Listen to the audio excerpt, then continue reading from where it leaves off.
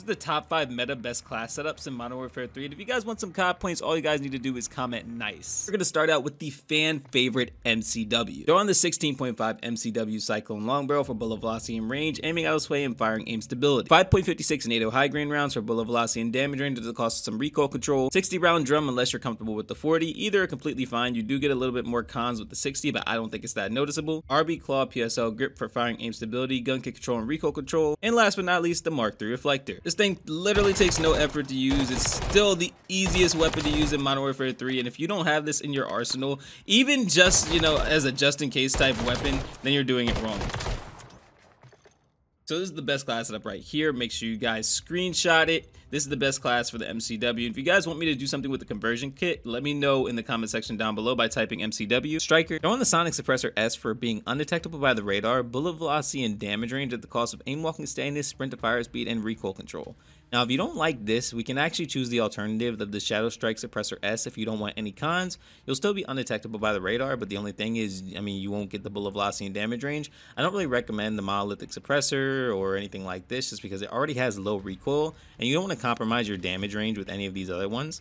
So the Sonic Suppressor S is just the overall best choice. They're on the Striker Recon Long Barrel for bullet velocity and range and aiming out of sway at the cost of hip fire and attack stance spread, sprint to fire speed, and aim walking speed. Now the beautiful thing about this is with this entire loadout, I am going to be taking care of these cons. So it doesn't really matter that these cons are here for now. I see some people using the Striker Elite Long Barrel. The only downside to that is it doesn't give much bullet velocity and range the way this does. And this does give aiming out of sway. Plus, the addition of recoil control and gun kick control just isn't necessary because it already has low recoil.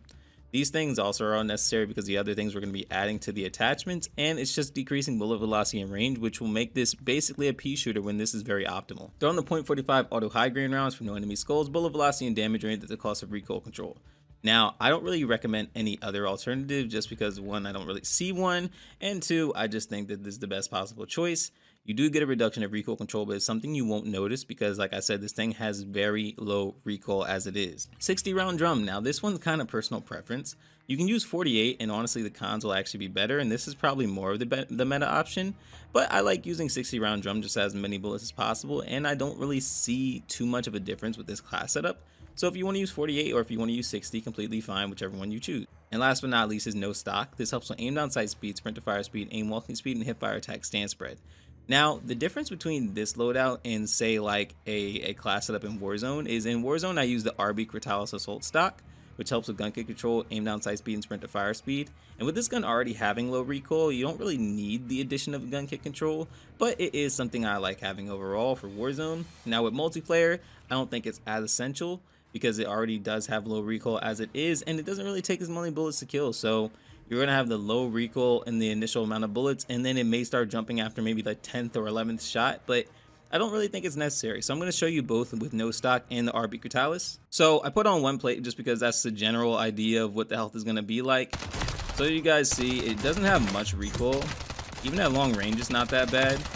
I mean, I think that you'll have enough time to actually get the job done, and the ADS is actually pretty quick. So it's completely up to you whether you choose to use no stock or not, but I will show you what the Critalis actually looks like. So with the Critalis, it actually, as you guys see, has significantly less recoil. It's actually a whole lot easier to control the recoil. So some people may opt towards the RB Critalis, but you do get a little bit less of the perks that you would get with the no stock. So it's something that you have to weigh your options on. So with all these said and done, if you guys want to screenshot this class setup, feel free, but if you don't want to use the RB Critalis Assault stock, then the no stock is, in my opinion, just as good, and this is the first class for the meta loadout. Second class is the Rival 9, and there are not going to be many modifications for this just because this is honestly the best setup that I can possibly make. They're on the L4R flash hider for muzzle flash concealment, recoil control, gun kick control at the cost of aim down sight speed.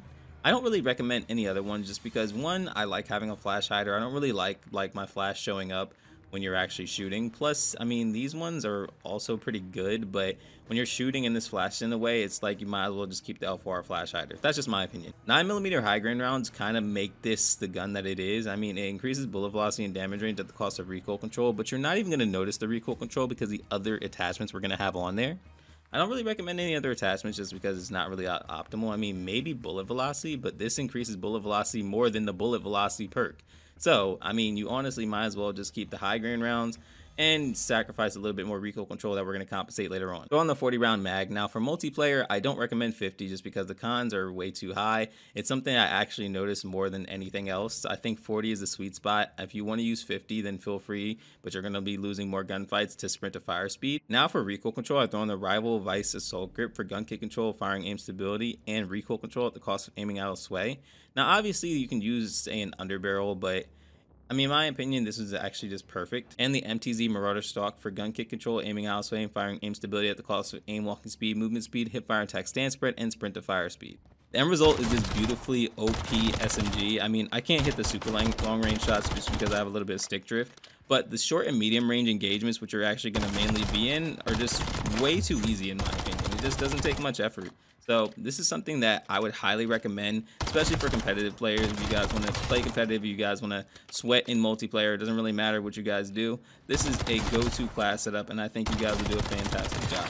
Now, I will show you guys one more thing. I did mention if you guys wanted to use this setup, you could, but if you wanted to take off the Rival Assault Grip, you can throw on the Brune Heavy Support Grip for gun kick control, aiming out of sway, horizontal recoil, and firing aim stability. And then this will be the end product right here.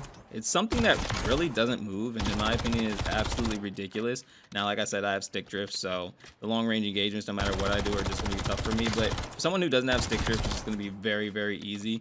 And in my opinion, this does actually do a pretty good job. Like, the recoil kind of is not there, but it's completely personal preference. Whatever you guys want to use, feel free. I said I wasn't even going to change this class setup, but if you guys want to use this class setup instead of the initial one, feel free, and you're going to have even less recoil. I just think that the one with the Rival Vice, Rival Vice Assault Grip is just more optimal. Next is the best assault rifle in the game, and that is the Holger 5.56. They're on the VT7 Spirit Fire Suppressor for being undetectable by radar, recoil control, bullet velocity, and damage range at the cost of aim down sight speed, aim walking standness, and sprint to fire speed. They're on the 5.56 NATO high grain rounds for bullet velocity and damage range at the cost of recoil control, which you will not notice. 40 round mag, I mean, this is just as high as it'll go, so this is the best choice, and it doesn't really hurt with the cons. RB Idle Assault Stock for recoil control and gun kick control at the cost of aim down sight speed, and Mark III Reflector. Mark III Reflector is personal preference, but honestly, this is just so easy to use. It doesn't take much effort, and in my opinion, it's better than the MCW. Now, I know there's gonna be some people that are trying to go to war with me with this, but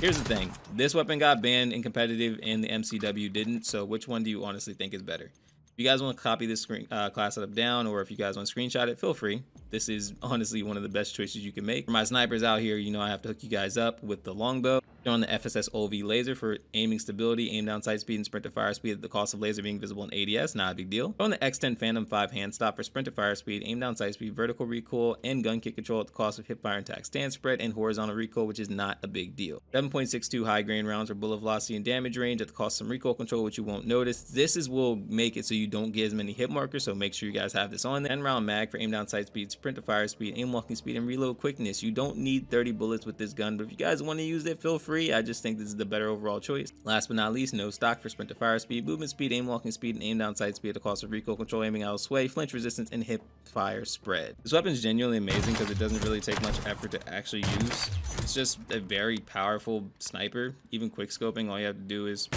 boom, just like that. So if you want to give it a try, feel free. Here's a class setup right here. Copy it down and screenshot it. And if you made it this far, comment snipe.